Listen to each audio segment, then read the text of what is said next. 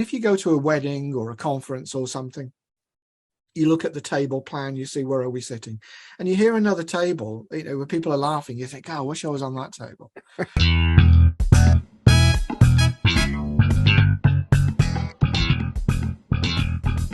Welcome to the Humourology Podcast with me, Paul Boross, and my glittering lineup of guests from the worlds of business, sport and entertainment who are here to share their wisdom and their use of humour with you.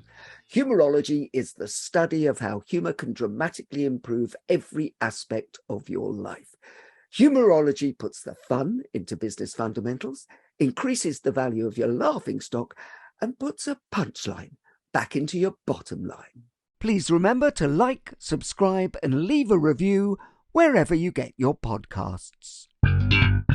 My guest on this very special edition of the Humourology Podcast is, in fact, my publisher, Mr. Peter Freeth. How are you? I'm very good, Paul. Thank you for that beautiful introduction. Well, and, unlike your other guests, I'm not actually a celebrity, I guess, although I have been on TV. Oh, well, I didn't know you'd been on TV. What TV was that? All these this proliferation of extra channels that we've got now that they have to stuff with some weird content, and you get these late night programs that they present as documentaries, but they're really just scandal sort of things. Well, I was in one of those. It was called The Dark Side of Stage Hypnosis. Oh my goodness! And what TV production company that made scandalous expose type things. And what was your role in it? Well, I was a participant on a training course where people were learning how to be stage hypnotists. And at the end of the 3-day course, we put on a public show in a hotel in London, and the TV crew filmed it as if it was a proper public show. But the angle that they were taking was, look how easy it is for any idiot off the street to become a stage hypnotist and do untold damage to people's fragile minds. And so that was the theme of the whole thing that they were going for. And I met with the production company a few weeks before it, because I wanted to find out what's the angle, what are they looking for here? And they were saying, oh, it's just, we just want to find out what it takes to become a stage hypnotist and so on. I thought, well, I don't believe that, because if you looked at their website, early in the days of websites, there are other productions with things like the John Leslie scandal and Streakers 2. So I thought, well, I kind of know where this is going. And there were a lot of people on the course who were clinical hypnotherapists. And they dropped out of doing the show at the end because they didn't want people to see them in that kind of context. Whereas at that time, I didn't have that kind of concern about, a clinical professional reputation. So, and I was in the bit where there's a very common thing you'll see in stage hypnosis, which is obviously a world that is very much on the edges of some of the things that your other guests have talked about around things like NLP and psychology and so on. And there's a very, very common part of an act that you'll see where the hypnotist does what's called a fast trance induction, where they'll push somebody's head back, they'll say sleep, and they'll just collapse on the floor, and everyone's really impressed. It's really amazing. But as with a lot of these things, there is a bit of trickery behind it, which is that you put your foot behind the subject's feet so they can't step back. And when you push their head back, it's disorienting. And the natural reaction is to step back. They can't. So they fall over. And the idea is you catch them and you gently lay them down on the floor.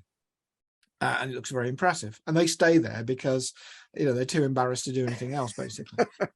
And so they paired us up on the course, and I got paired up with this man mountain. And I just thought, there's absolutely no way I'm going to catch this guy. So when I pushed him on the head, I was behind him. So the idea is you shift your weight behind them, so you kind of catch them on your leg on the way down. I had no chance. The guy must have been about 20 stone. So he fell backwards. I kind of got caught behind him. I fell down. He fell down on top of me. We were both sprawling on the floor, and I saw the camera crew come running over. I thought, that's definitely going in the TV program, and it did. So that's my few seconds of fame there. Well, I'm relieved it wasn't Crime Watch, to be honest with you. It was pretty close. I mean, some of the allegations they're making in the program about how hypnotists had sort of messed people up and so on. There was some people who'd suffered some sort of serious stuff there, but I don't think any of it was because of the stage hypnosis. That just kind of opened took the cork out of the bottle on something else that was happening. Well, I'm intrigued because one of the reasons that you are the perfect publisher for me is because you understand so much about the psychology, the NLP, and all the background that I talk about. So, and it's very few publishers who have a background in that and actually can understand it. So when I send something into you, you don't go, what does this mean? You actually add to it and develop it. So just tell us a little bit more about your background and what you've done in the world before you were a huge publisher. Well, my working life originally started just over 37 years ago, 1985. And I was a telecoms and IT engineer, then designer, design bits of what today we call the internet, and in various countries around the world. And from that went on to, I became less and less interested in the technology and more interested in the people and the sort of business applications and so on. And so I started my own business back in 2002, 2000 really, and at the time I'd started writing, so I'd started getting into NLP training as a sort of an aside to my day job in the telecoms industry, and I just started doing my own thing, and publishing was part of that. So it was partly consulting with companies and helping to develop teams and leaders and team performance, and then publishing was a natural fit for that because books are still today a fabulous way of encapsulating and presenting knowledge. And one of the things that you do and that I've done is we create knowledge. It's very easy to think of a corporate trainer as somebody who's an expert in something and they're just unloading that information into the audience, but that's not the case at all. And certainly when your style is more facilitative and when you're talking about a subject like leadership or sales or personal performance, there are no black and white answers. There is no one way of doing things. You can go into any bookshop and see 100 books on leadership, and they all say something totally different to the others. So if there's no one model, there's no one way of doing it. It must be about relationships. It must be about people, and that's what I got more interested in. And so I started publishing books and writing books as well, inspired by some of the terrible books that I'd read on the subject, and I thought, I bet I could do better than that. So I had a go, and that's been it. And then we got together in early 2009 it was. So, was it? God, that's about 13 and a half years. Yeah. God, your first book, The Pitching Bible, which is which I keep in pride of place on my, and that's a big book. It is. Actually, that is properly a big book, and a very good book as well. Well, thank you, because we've stuck together basically because you are not only a brilliant publisher, and everybody at Genius Media Publishing is brilliant and supportive, but also I think the humour that we share is an important bonding part of it. And I'd like to just talk to our audience a little bit about how Humourology came about, because I came, and just so our audience knows, sometimes when I come and pitch an idea to Peter, you can tell when he's not keen. He's not necessarily kind either. He's quite, you are quite blunt, and you go, it's a good idea or it's not a good idea. But when I pitched Humourology, which for our listeners is, we who just know the podcast, is now a book. Here it is. Which there you can go. It's the real thing. It's a beautiful hardback book. You see, it isn't all empty space and filler. I think it's your best book, actually. Oh, well, bless you. And you were so instrumental in it because, what was it, nearly 2 years ago now, you were the person who said to me, well, it's a great idea because it fits in with your background, with humor and with psychology. But if you're going to do it, you're going to need to get some interviews and interview people from business, sport and entertainment who understand this area. And actually, I just went, well, if I'm going to do that, I might as well do a podcast. So that's how the podcast started as well. But Humourology, as we describe it, and I'd like to hear your description of it, is the art and science of using humor to create a competitive advantage. And I think we kind of agree that a sense of humor is your most important aspect in surviving and increasing in your breadth of reach in an increasingly complex world. What else do you think humourology is, and why is it important? I think it's humor is one of the interesting things that characterizes being human. And so I think if you look at any, interview, read any autobiography, people put funny stories in there. People tell a funny thing happened, on the way to work today. A funny thing happened to me over the weekend. I think, as you said, there's that incredibly important bonding. But there's lots and lots of research going back decades on humor as a really powerful way to increase resilience. And, I remember reading research, again, decades ago that was about people who learned to see their misfortunes in life as a funny thing happened. They bounce back quicker, they recover quicker, and they recover stronger than the people who dwell in the victim mentality. And when I say victim mentality, it's something that happens to all of us. It's like, oh, this thing happened to me. Oh, what terrible luck I had. Oh, it's not fair. That's, so I'm not talking about people who are, wallowing in a pit of self-pity for years on end. I'm just talking about any time that we feel hard done by. And what happens when we get into that sort of victim way of thinking is that we give up our control.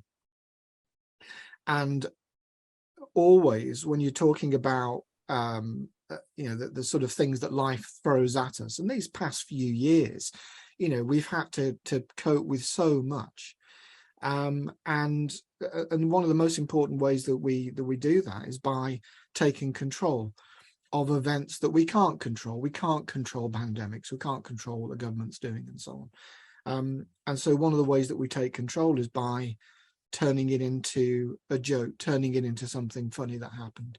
And that could be through black humor, dark humor, through what do they used to call it, gallows humor, that's it. Yeah, thanks.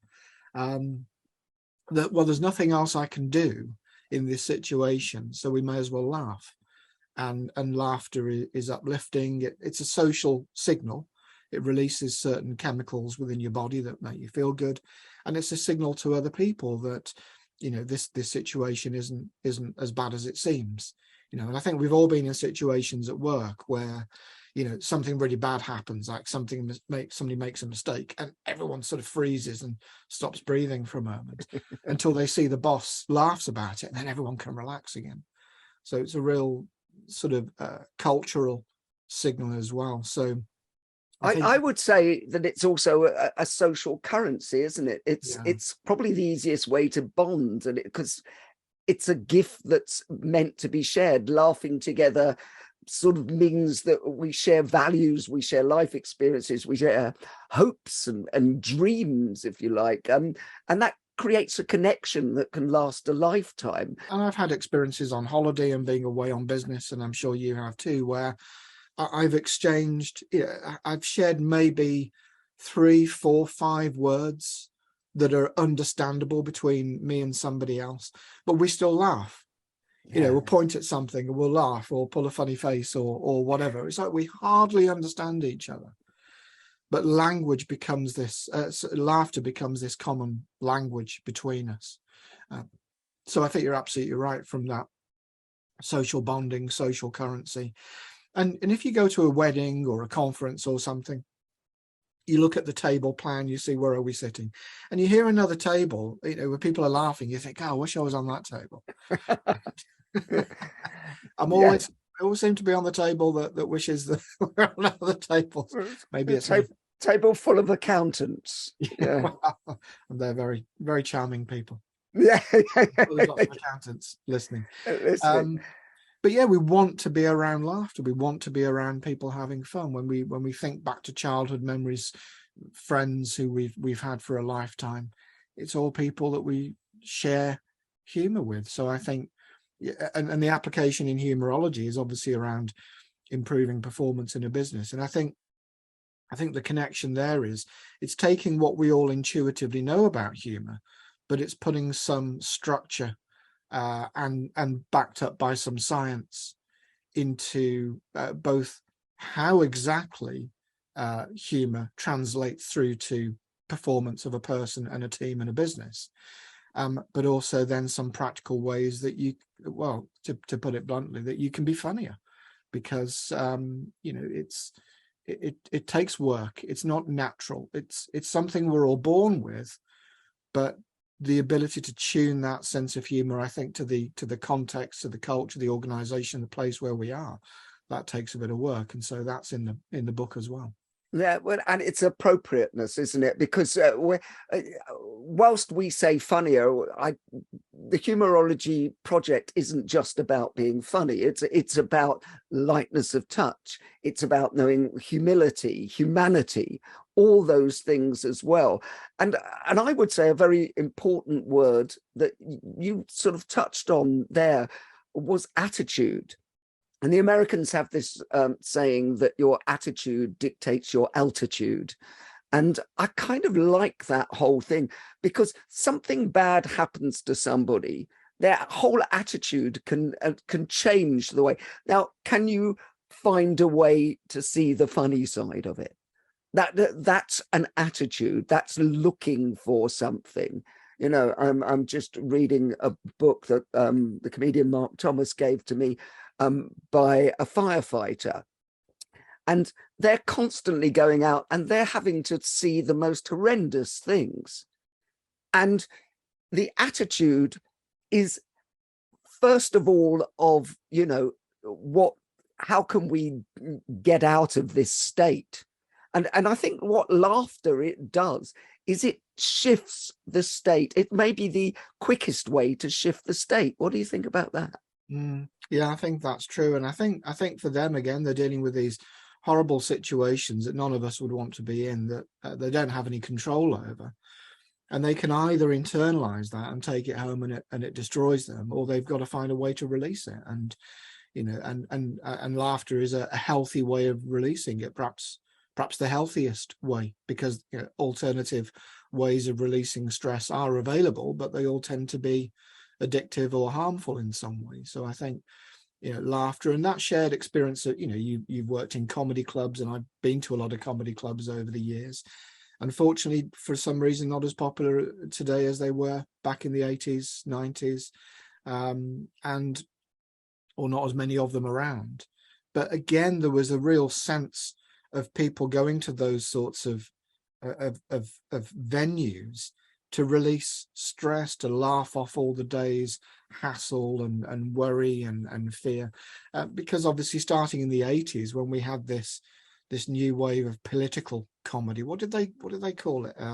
Alternative comedy. Alternative comedy, right? Because it wasn't just, oh, you ever see my mother-in-law? She got 2 postcodes. It wasn't that sort of humor. It went from that to satire, talking about politics, giving people a way of laughing at the stress of through the 80s and 90s, a political environment that they couldn't control, they weren't happy about, but at least they could laugh. And, and that was a much healthier way of releasing that, I think. Yeah, I think it, and healthy is the main thing about it. Is how do you have a healthy company? Well, a healthy company is whereby people feel relaxed enough. We've had a lot of we've got a lot of quotes in the book from people in creative industries, and they say that without that ability to laugh and the freedom to laugh, it stifles creativity. It stops it happening. And so I think it's incumbent on companies and people who want to grow organizations to understand that it has to be there as a baseline for the company. And what do you think? Do you think that's always led by the leadership, or can it be ground up as well? I think it can be ground up. I think people will look, as I said earlier, people will look to the leader, to the boss, to see what they're laughing at.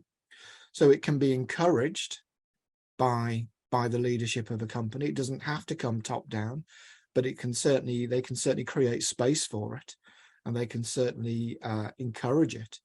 And it reminds me of a point you made earlier about times when I'd give you feedback on ideas that you were having for books and ideas to go in books. And I think it's really important that, and you talk about creativity, that a lot of people feel under pressure in organizations to do the right thing, to have a good strategy, to have the right plan, and to have good ideas. And all of that's complete rubbish. I have no idea. My experience of people in global businesses all the way down to local businesses, nobody has any idea what they're doing, but they get lucky often enough. And then what human beings do is they'll congratulate themselves for their brilliant idea or planning, when actually it was just sheer luck most of the time. Or you hit a vein and you go with it and you see where it leads you. But I think that point about ideas, I think you've always had good ideas. It's whether they're aligned with where you currently are and the direction that you're going in. So no idea is a bad idea in itself. Is it going to work or not? And there have been things that you've wanted to shoehorn into other books that are great in themselves, but they don't belong in that book. They belong in a future as yet unwritten book. And I think for a lot of that stuff, that future book is now Humourology, because as you said, it was such a good fit for your credentials and your breadth of experience in comedy, and the people that you've interacted with in that world, and then the business world and the psychology aspect of it. So, it was a perfect home for all of those. And I think a book has a personality, and a company has a personality that we call culture. And I think humor is one way of testing that. If you're a friend of mine just had a job interview last week, and he actually said, and I'm going to find the text and read you. He thought the interview didn't go very well. He said had the call and not feeling positive about next step. They were very rigid and formulaic in their approach, and not a bundle of laughs either. So he's using laughter as a test of the culture. If they laugh with me, then okay, I can see myself here. I can fit in here. And if not, if they don't want to play along, then this is not for me, because his attitude is, look, he goes to work to do a job. He's going to work hard. He's going to do a great job for them, but it's got to be fun. It's got to be enjoyable. So I think laughter is a cultural test as well that we perform when we go into a new environment, start a new job. We see what people are laughing at, and whether we like it or not, whether we feel that we fit in. Well, that's really interesting, because sometimes on stage I talk about, I put up a number which is 70.9%. And I said, what does that mean? And that's from an American study where they said 70.9% of people will change supplier based on one criteria. And that is if the new supplier is more fun. And people are always shocked in business. They go, that can't be true. But then I break it down and I start talking about, how do you behave? And your friend who just went for the job interview, what do you want? Do you want, I mean, it's not just about the wage packet. It's about how you feel going in every time. And so the Humourology Project is really about getting people to understand what really is important to people. You know, when people are making decisions at job interviews, which you're just talking about, what are they doing? Are they just looking at the CV and going, marvellous, they got a 2-1 from Oxford and they played rugby? No, they're getting a sense of the person. And a huge part of the sense of a person is their sense of humour, is it not? And by the time you're at a job interview, you've already got the job on paper. They wouldn't be wasting their time talking to people who don't appear to have what they're looking for. And then the final test is how you interacting as a person. And yeah, I think it's interesting that just in the last couple of weeks, there's a big recruitment website in the UK that started advertising on TV. I don't think they've done it before. And they've created this new differentiator. What they started out at was an aggregator of other job sites. And now they've created this unique differentiator, which is that they show an employer's happiness score. Oh, wow. They take feedback from people who work in companies. And so they, you know, when you see a job advert, you can also look up information on the company. There's been other websites around for years that have done this. But that's very much that cultural aspect of, okay, I could do this job. Let's say it's a web designer or software developer or something.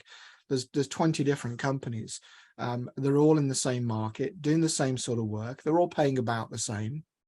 There's nothing to choose between them. So I think when you have a fair choice, then yeah, you're going to choose the one which is, where am I going to enjoy working? Where am I going to have a laugh every day? But where is it that fits with my personality? And that's going to be the same for the interviewer as well. They're going to say, well, we've seen half a dozen people. They can all do the job on paper. Which one do we want to have around more?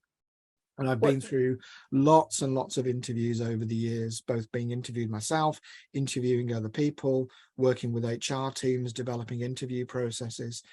And, you know, companies spend a fortune on trying to make interview process objective with psychometric testing and assessment centers and so on. And it's all a complete con, because at the end of the day, the hiring manager will just end up hiring the person who reminds them of themselves. Yeah. They will fiddle all that other data to make it fit the person they've already decided that they want. And then the language patterns they all use are, he seems like a good fit. He seems like he fit into the general culture. I can see her fitting in. Yes. I can see her. So they're imagining the future. Yes. So from an interview point of view, if you can fit yourself into that person's imagined picture, if you can make it easy for them to imagine you in that it's done deal, because, you know, I can imagine a nice big cake at lunchtime. If I can imagine it, I'm increasing the chances that that's actually going to happen. Yeah. When I go to the sandwich shop, I think, well, I'll have a cake as well, because I've pictured it in my mind.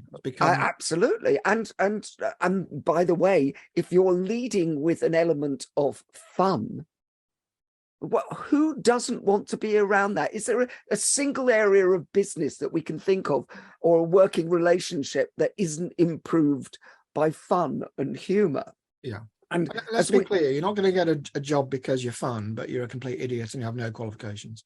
But it's all other things being equal, then yeah, absolutely, that will be. Well, it's the competitive advantage part of humourology, isn't it? You know, and we say in the book that the average person spends, I think it's 3,500 days at work during their lifetime.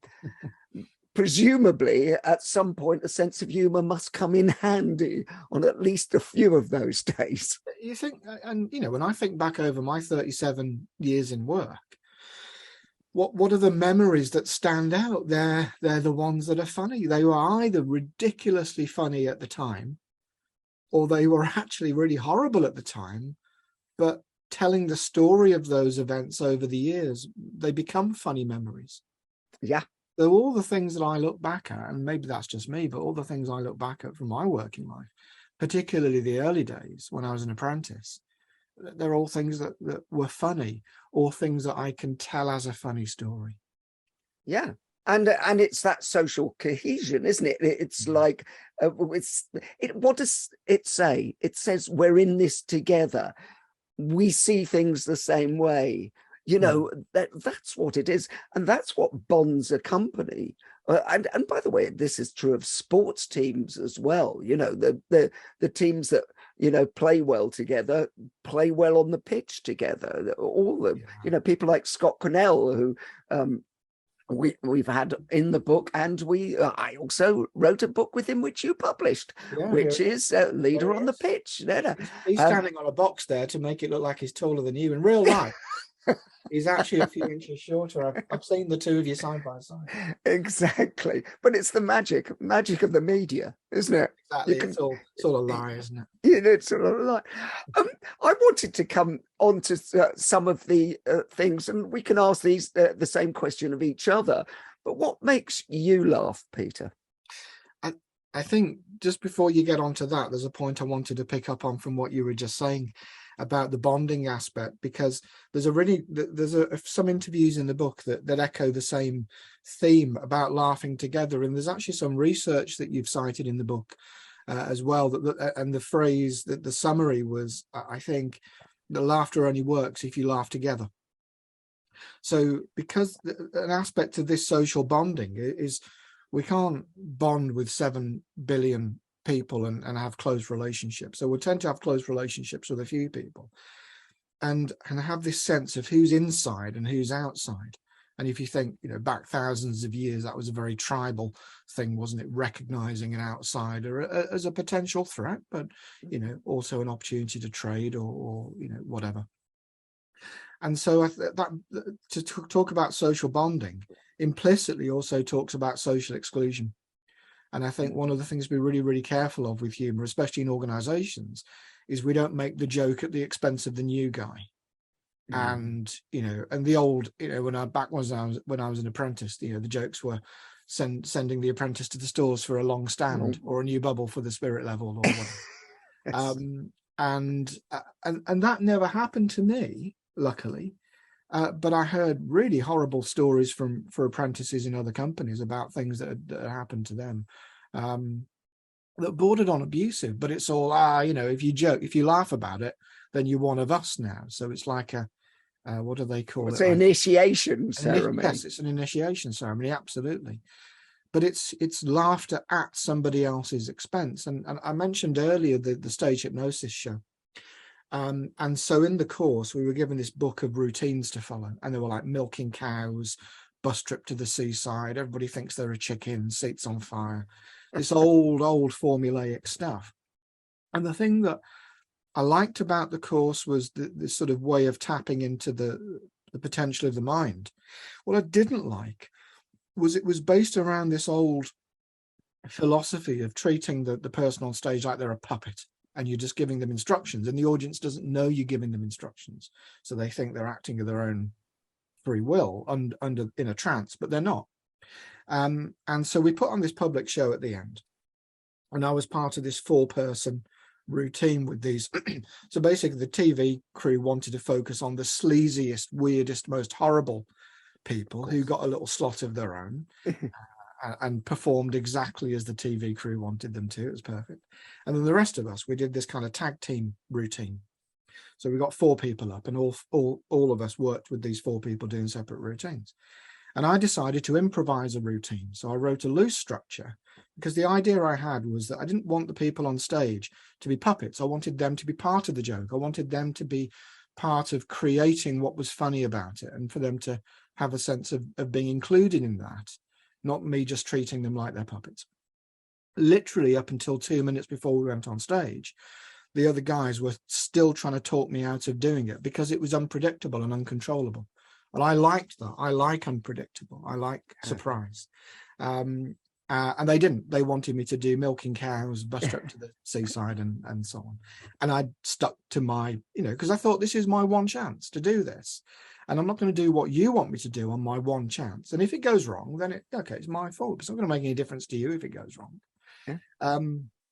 So I did the improvised routine, and it was Who Wants to Be a Millionaire routine. So 4 people up on stage, and all I did was give them one simple instruction each, and then ask them questions where I could control whether they got the answer right or not. There was some ambiguity, so I could keep on delaying the payoff at the end. And the instructions were: the first guy knew the answer but couldn't say it. A woman next to him would always give a wrong answer, even though she knew the right answer. The third guy was a world expert on every subject and knew the right answer to everything. And the fourth guy, and this was at the time when the cheating scandal was going on. Oh, yeah. So the fourth guy would just cough every time one of the other contestants answered.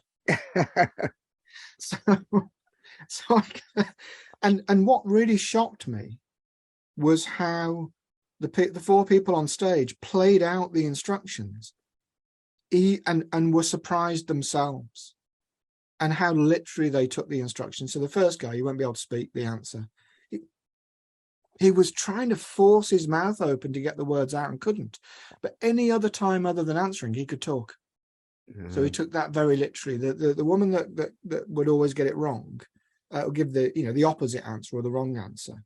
She'd say the answer, and then the surprise that she experienced, she was shocked to hear that come out of her mouth. What was in her brain wouldn't come out of her mouth, something else was. And then the pompous know-all guy, and then the guy at the end who just coughed all the time. It's perfect. But I had this idea, and what was said to the TV crew, again, about not wanting them to be puppets. I want them to be part of the joke. I want them to benefit from it. Because if what we're doing is we're saying the human mind is so powerful that you could be in a function room somewhere. I mean, for them, there's an audience, it's dark, there's a TV crew. So imagining that they're on a TV quiz show is not a huge stretch of the imagination. So I, use that to as part of building the imaginary environment for them, really. But if you think that the power of the human mind is such that you could be in a room above a pub and actually think you're a chicken, or actually think you're a spy, or you're on a bus trip to the seaside, then you could imagine anything that you want to be true about yourself. And goodness me, if we're gonna demonstrate, and the way around that we were taught to get around the 1956 Stage Hypnosis Act was to say it's a demonstration of the potential of the mind. It's not a stage hypnosis show. Well, if that's what we're doing, then wouldn't we demonstrate it in such a way that the person actually gets something really amazing from it? Well, with that, yeah, but that's then we get into the whole world of, what are you anchoring in your own mind? Are you anchoring good feelings, or you're anchoring bad feelings?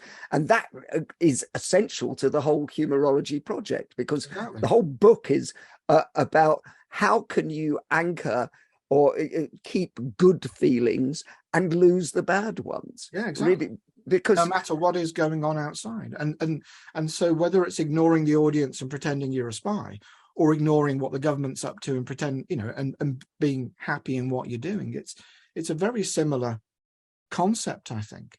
And so the TV production company, I told them about this idea, and they're like, "Oh yeah, that sounds really interesting." Yeah, couldn't you just abuse somebody and tell them that they're a chicken? That's what they wanted, so they were not interested.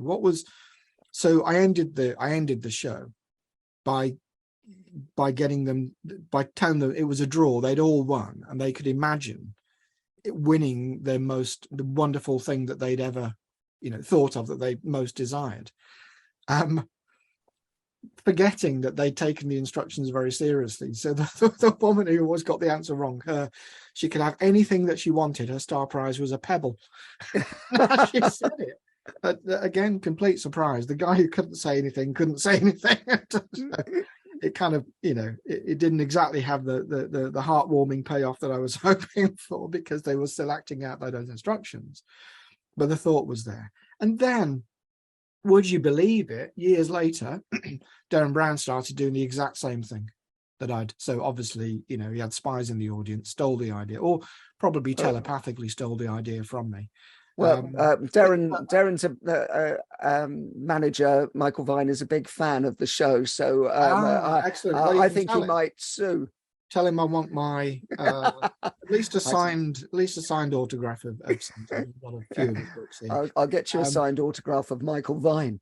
But I think, but I think it says that the idea comes of a time, and you know, I had the idea back in about 2002, 3. I'm sure he did as well. But you know, he's on a routine doing what he's doing. So it just seems to be an obvious idea. If we're doing something that demonstrates the power of the mind, let's use it to empower people and do something good for people, and something meaningful and something wonderful. And I think that's another theme that runs through Humourology.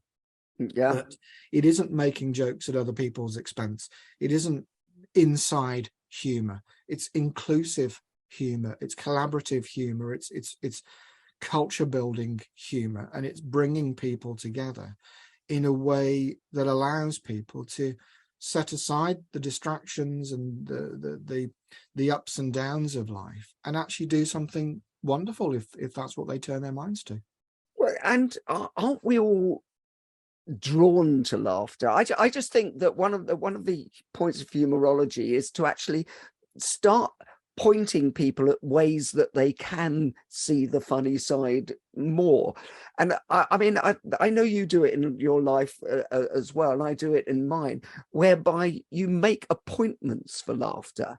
And that could be a TV show, it could be a film, it could be, but actually it's people for me is more important, you know.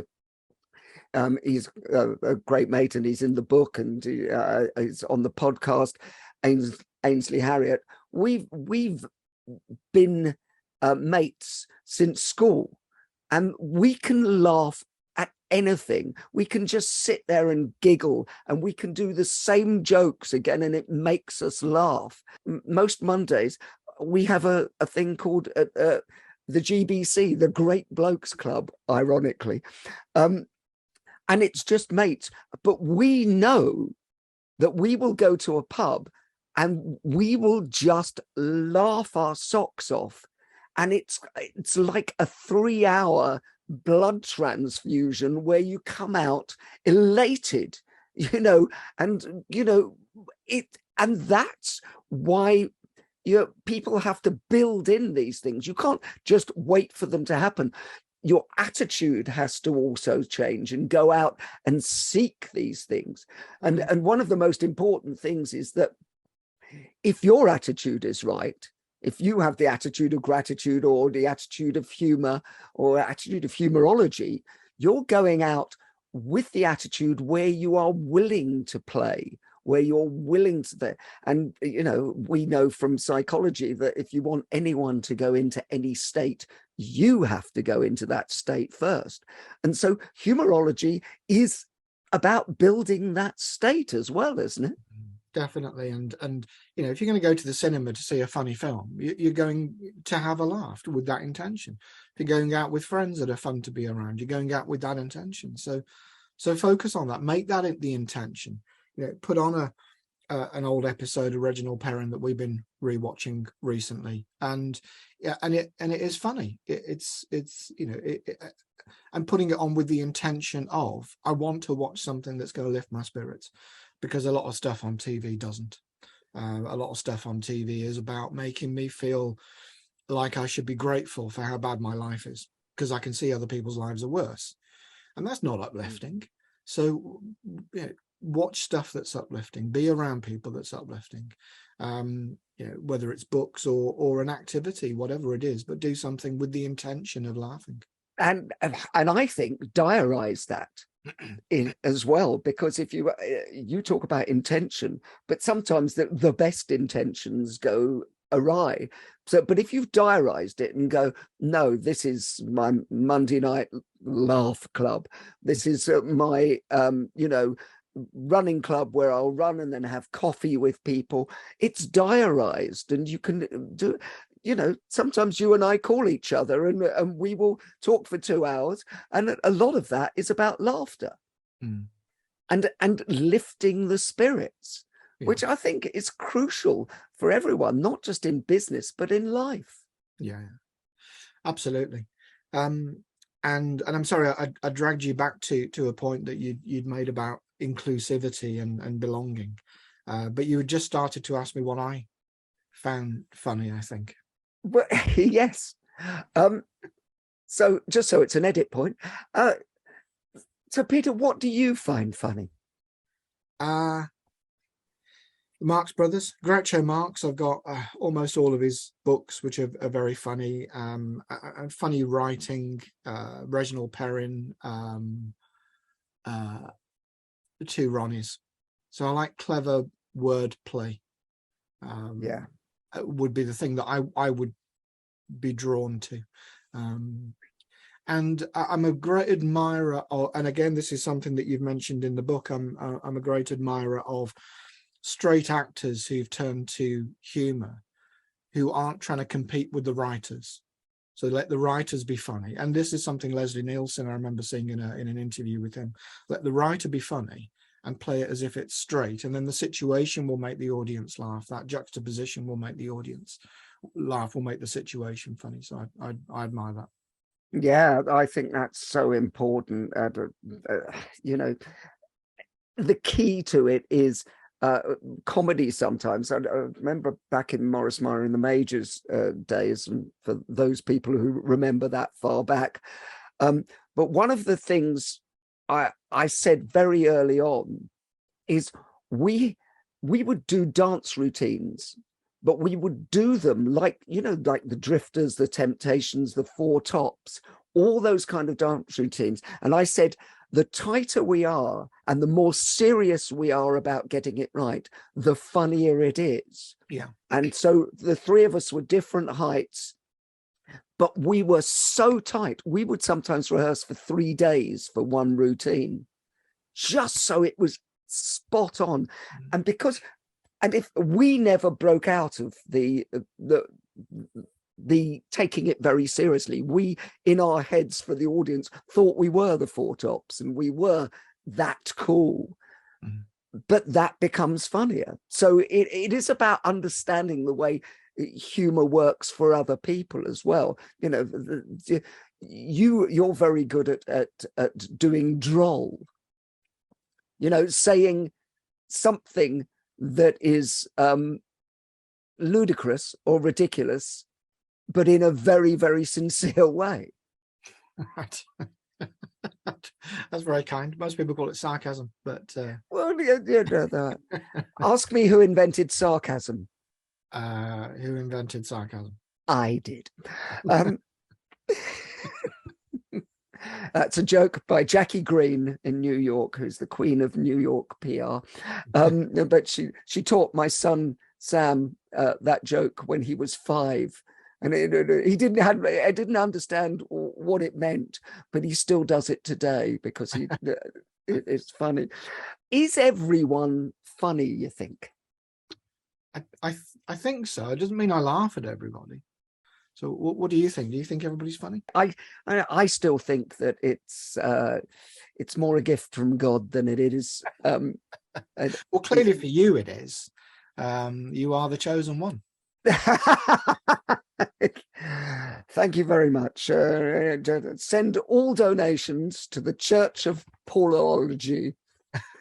Church of Humour. Church of Humourology. Oh my gosh. Yeah, now we're in trouble. Do you find yourself funny, Peter?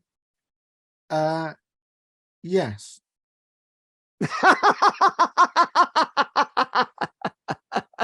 I briefly thought, is there a way to say this without sounding arrogant? And then decided there wasn't. But I do laugh at myself, and I do laugh at situations that I'm in, and I do tell myself jokes in the car, I suppose. And I think in some ways that's a rehearsal. Well, in a lot of ways it's a rehearsal, and then, you know, some get shared with other people, some don't. Well, you just said you laugh at yourself. How important do you think it is to be able to laugh at yourself for anyone in business and in life, to have that facility to see themselves as ridiculous? I think, it's tremendously important, because without that, I think you become detached from other people. And my rule of thumb is, if it was happening to somebody else and it would be funny, then it's funny that it's happening to me. The fact that it's me or anybody makes no difference if the thing itself is funny. So I think if you'd laugh at somebody else doing whatever it is, but yourself, you're defensive about it, I think that's a sign of being detached from other people. No, I agree. If I asked you to write a business case for humour, i.e. we've got to go and go to a business and say, you need more humourology in your worldwide business, what would you include? I would include a competitive analysis that shows that actually, despite the best efforts of their marketing people, they are on a par with their closest competitors. And therefore, the only thing that differentiates at the point of the buyer's decision is the relationship between the salesperson and the buyer, and humour will be the competitive advantage at that point of differentiation. That's what I would base it on.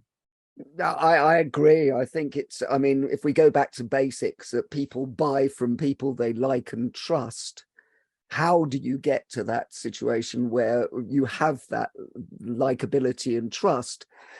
One of the easiest ways is through humourology, is to actually understand. Quite some research on this in the book that they actually, scientists actually compared what people would pay for something when a joke was involved in the offer versus when it wasn't, and they would pay, what was it, 18% more or something like that. That's right. Yeah, and the line was, and I'll make this my final offer, and I'll throw in my pet frog. I think frog was the quote from the research. But so there's research evidence that says using humor as at that final stage as a point of differentiation makes a material difference.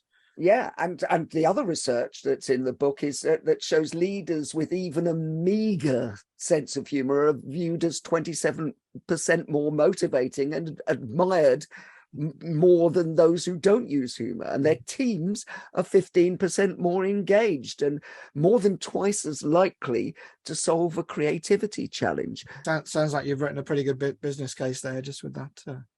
Exactly. No, I'll be sending that one out to companies all over the world, and we'll be going in. Have you ever taken a joke too far and crossed the line? Across the line.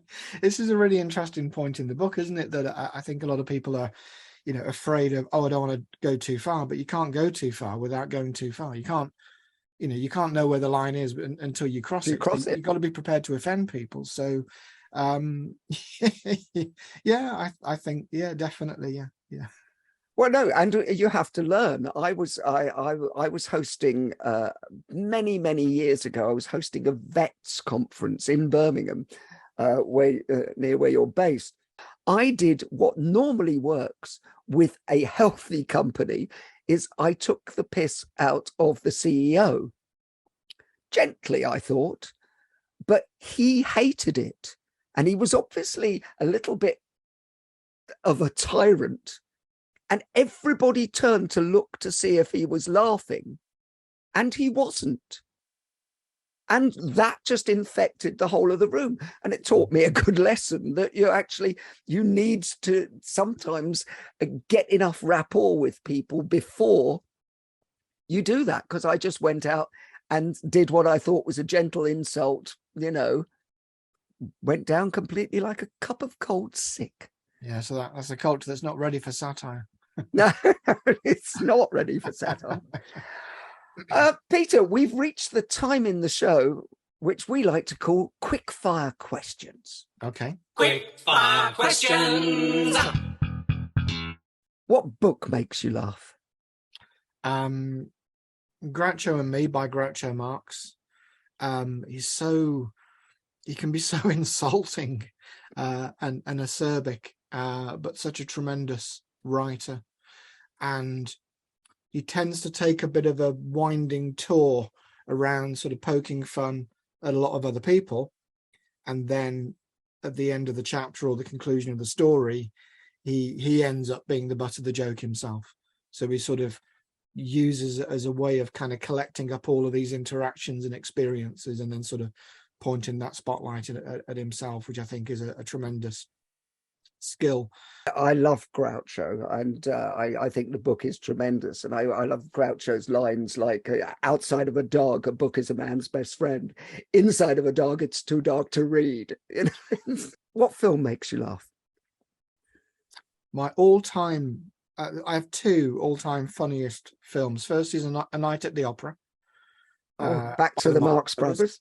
And the second is a more recent film that had Lee Evans in it. I think Lee Evans' best acting role in a film called Funny Bones. Oh, yeah. That had George Carl, and I think it was Arthur Smith in the book has mentioned George Carl, as well as being a fantastic clown. And Freddie, what was his name? Parrot-Faced Davis? Yeah, that's it. If it's a dreary, cold Sunday afternoon, that's the film I'll always put on. What word makes you laugh? Yeah. What word makes you laugh? Bollocks. Bollocks is always funny. Do you remember that actually there was a court case when Virgin released the Sex Pistols album, Nevermind the Bollocks, and they had the Manchester Virgin shop had it all in the window, just Nevermind the Bollocks everywhere. On the news, they were outside the court after the case had finished, and they interviewed Johnny Rotten. And they went up, Mr. Rotten, what do you think about the verdict? And he went, bollocks is legal. Bollocks, bollocks, bollocks. It's funny. It's funny. What is not funny? Is anything not funny? Is anything not funny to you particularly? Yeah, I mean, for me, sort of inauthentic humour I find not funny. So I talked before about, people having to tell jokes that have been written for them by others. If they don't take ownership of that, if they don't internalize that, then they're just reading out somebody else's lines. So I find that inauthentic, disconnected humor, forced, I find that not funny at all. How about you? I don't like prejudice, which I don't like, and I also don't like what used to be called punching down. And I think you touched on it earlier, but because that's when it becomes bullying, when you're just punching at somebody and they can't really punch back. What sound makes you laugh? Again, it's a situation thing. The chairs in CJ's office in Reginald Perrin. Oh. Which before CJ's kind of reawakening, it was just his joke at the expense of people coming into his office. But then after his kind of his epiphany, he then becomes part of the joke. And so it's funny for everybody then. So the chairs that make a sort of a raspberry noise whenever somebody sits down or gets up again. And it turns out that it's not accidental, that he actually deliberately orders chairs that make embarrassing noises when people sit down. So it's nice how these sort of layers of his character get revealed. So I think that noise. No, I'm very simple, because I actually the sound of children laughing just sets me off. Would you rather be considered clever or funny? That's a because it's a big one from, as my publisher. It's a very important answer, that this. It is. It's very important, because I think both are equally important. But if I kind of look at it in the negative, which one wouldn't I want to be seen without? And I think I would have to say humor. I think, rather than clever, I would have to say. Well, my belief is that actually, in order to be funny, you have to be clever. Finally, Peter, desert island gags. You can only take one joke to a desert island. What is it? It's funny that the main joke I remember is a joke that a guy at work told me when I was an apprentice that's so obscene I can't I can't, and so prejudiced, I can't possibly repeat it here. In the book, I talk about one of my favourite jokes, which is the Steve Martin gag, which is, before you criticise a man, walk a mile in his shoes. That way, when you criticise him, you'll be a mile away and you'll have his shoes. That's my favourite. That's my favourite in the world. Peter Freeth, thank you so much for being a wonderful guest on the Humourology podcast. Paul Boross, thank you so much for being a wonderful author of this fabulous new book that everybody should go out and buy immediately, because it will, if nothing else, it will lift your spirits and brighten your day and make you a happier, more successful person, as if you could want any more than that. Thank you. The Humourology podcast was hosted by Paul Boross, produced by David Rose, music by Steve Hayworth, creative direction by Les Hughes, and additional research by Helen Sykes. Please remember to subscribe, like, and leave a review wherever you get your podcasts. This has been a Big Sky production.